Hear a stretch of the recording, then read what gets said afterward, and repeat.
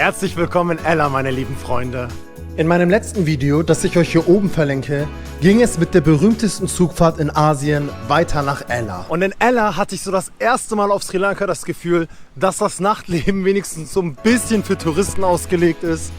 Echt nur ein kleines bisschen, aber es gab hier in Ella echt viele Restaurants, Bars, einen Ort zum Billardspielen und sogar Shisha konnte man hier rauchen. Kanaken lieben diesen Ort. Außerdem, und ich schwöre bei Gott, das sage ich nicht mal für Clickbait oder so, hier habe ich die schönste Aussicht meines Lebens gesehen. Ich gehe sogar so weit und behaupte, die schönste Aussicht im asiatischen Raum.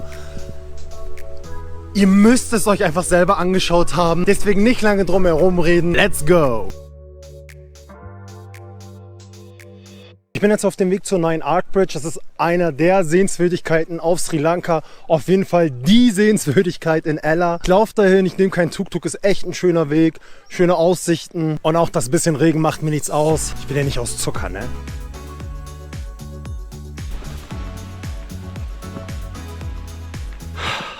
Bin ich der Einzige unter uns, der nie genug bekommt von solchen Aussichten?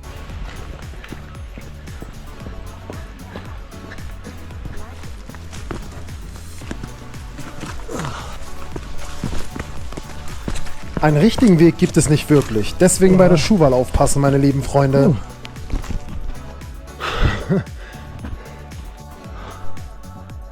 Kommt schon, seid ehrlich. Das sieht doch einfach nur heftig aus. Wer Nein sagt, gönnt nicht. Ein bisschen geschwitzt, aber egal, ich bin angekommen und auch echt, das ist ja auch wie in so einem Film. Sri Lanka lässt mich ganz schön viele "Du bist in einem Film" Momente erleben. Danke dafür, Sri Lanka. Danke.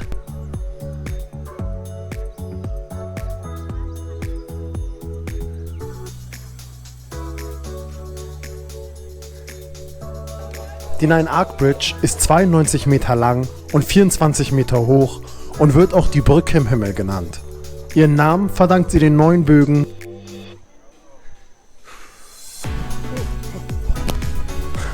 Vorsichtig beim Runtergehen.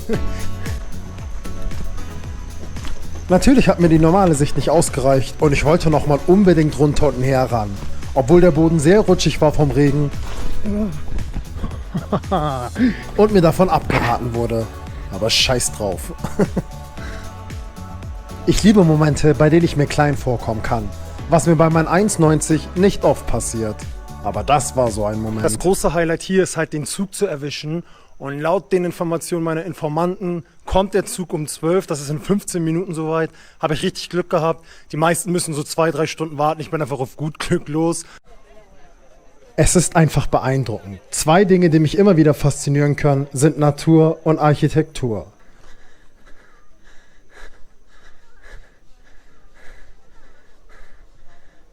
Echo.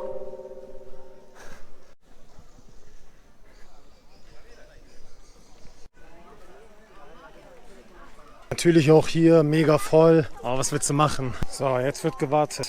Ich hoffe nicht zu lange. Also 12 Uhr war schon mal Fake News, aber das Gute ist, die Leute haben keinen Bock mehr zu warten und gehen. Das heißt, es wird leerer, das heißt geilere Spots frei.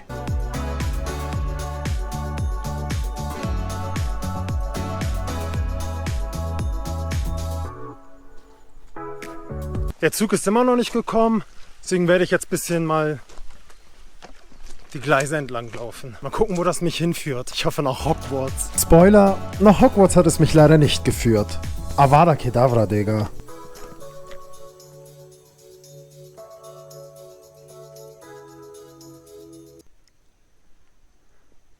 Ruhe kann so sexy sein, Alter.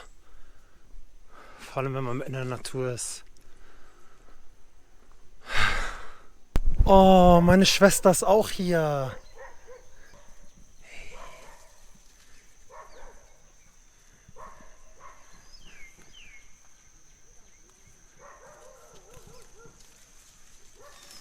Okay.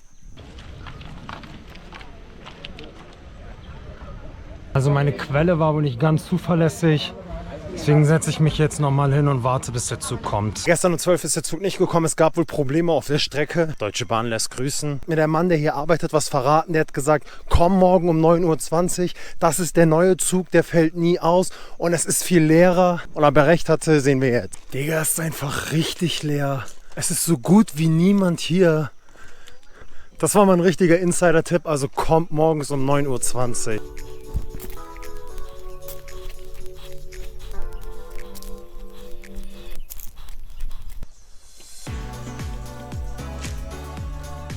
Es ist nicht mal übertrieben, wenn ich sage, hier ist keiner, weil hier ist wirklich original keiner. Der Zug kommt.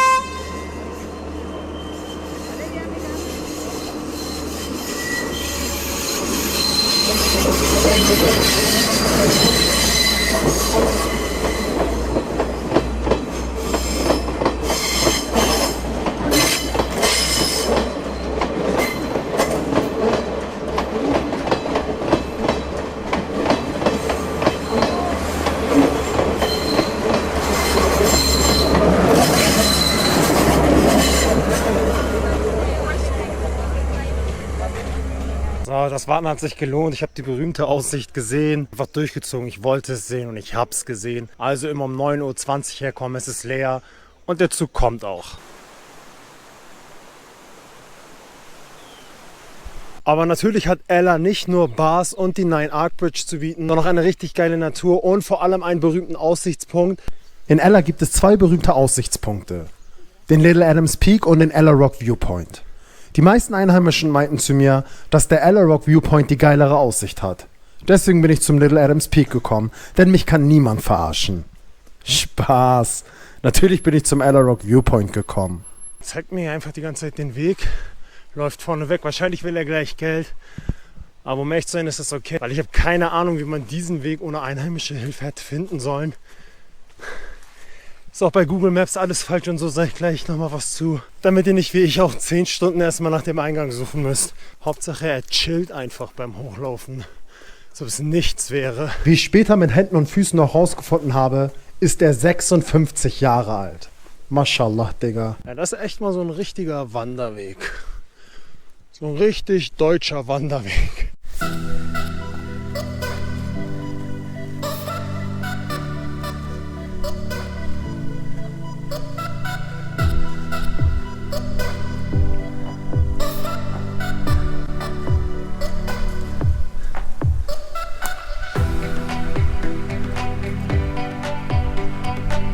Ja, diese Natur ist einfach so heftig beeindruckend.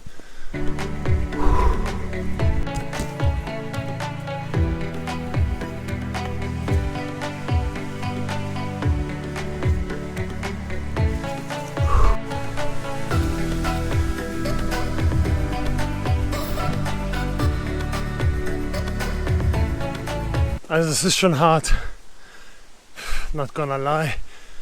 Der Maga, Alter, ist irgendwie 3-mal so alt wie ich, nein, doppelt so alt wie ich. Und den juckt das gar nicht. Er läuft wie so eine Bergziege.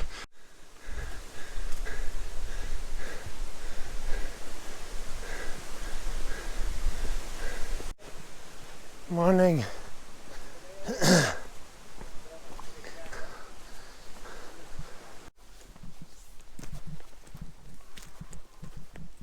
Und oben angekommen muss man dann noch mal ein Ticket kaufen für 2,69 €. Aber die Aussicht sieht schon mal nice aus.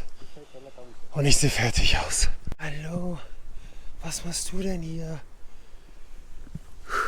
Hey. Die erste Aussicht war schon beeindruckend, aber wartet einfach nur auf die zweite. Das, was ihr hinter mir seht, ist Ella Town. Von da komme ich. Ohne Witz, den Mann, der mich hier hochgebracht hat, den hat ehrlich Gott geschickt, weil ohne Touri-Guide, keine Ahnung, ich hätte es vielleicht nicht geschafft. Ich weiß gar nicht, wie man den Weg finden soll. Also macht das auf jeden Fall nicht zum Sonnenaufgang irgendwie im Dunkeln. Wenn ihr im Dunkeln kommt, dann 1000 Millionen % mit Touri-Guide. Aber selbst beim helllichten Tag, ich weiß, man kann es probieren, so wird schon nicht dabei sterben, aber ist jetzt nicht so ein gekennzeichneter Weg oder so, wie man sich das vorstellt. Ich bin auch erstmal richtig falsch gegangen, also wirklich komplett falsch. Zum Glück hatte ich einen Roller, deswegen war das nicht so schlimm, aber Google ist da auch nicht sehr genau.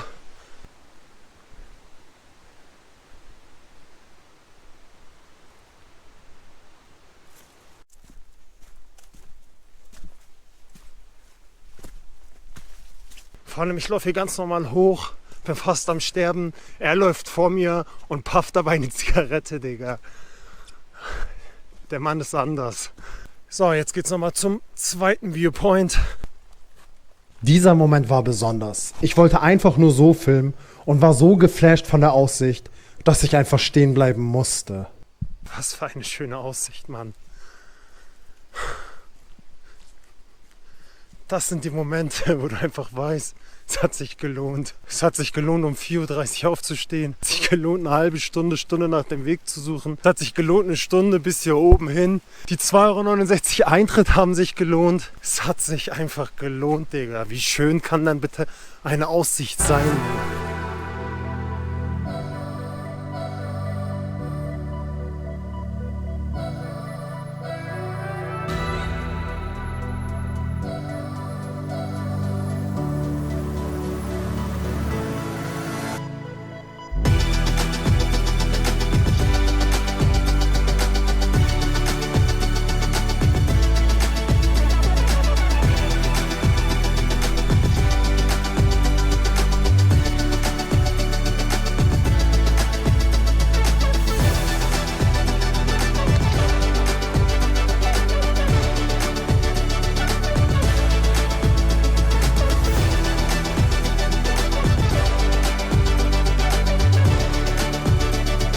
Das ist einfach so eine heftige Aussicht. Das ist ein Moment, wo du versuchst, die Schönheit in der Kamera, Fotos, wie auch immer einzufangen. Das ist nicht möglich. Kommt hierher. Ist auf jeden Fall der schönste Viewpoint, den ich jemals in meinem Leben gesehen habe. Sri Lanka, hier kriegst du ein Auszeichen, schönster Viewpoint, den ich in meinem Leben gesehen habe. Ey, das ist jetzt schon der dritte. Ich fühle mich wie in einem Filmmoment in Sri Lanka. Das hat bis jetzt wirklich noch kein Ort geschafft. Vielen Dank wirklich dafür.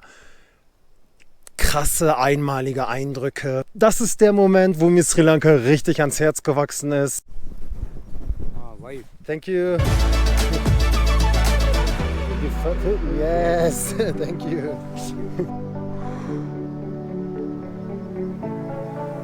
Wunderschön. Aber was besagt eine alte Regel? Wer hochkommt, muss auch wieder runter. Und wenn ihr das Ganze googelt, nicht Ella Rock Viewpoint eingeben, sondern Ella Rock Trailhead. Da kommt ihr bei der richtigen Stelle raus. Bei Ella Rock Viewpoint kommt ihr ganz woanders raus. Wenn ihr das dann bei Google eingegeben habt, müsst ihr kurz runter zu den Bahnschienen und dann gar nicht mal so weit laufen und dann genau hier rechts rein. Und ab da seid ihr dann Gott überlassen. Oder eurem Touri-Guide. Und wie ihr sehen könnt, bin ich jetzt endlich am Strand, an den berühmten Stränden von Sri Lanka. Ich habe so krass vermisst. Life ist einfach better at the beach, Digga. Kann jeder sagen, was er will. Nächste Woche geht es dann weiter mit den besten Stränden in Sri Lanka. Werde euch sagen, welche Orte und welche Strände sich lohnen. Wir sehen uns nächste Woche.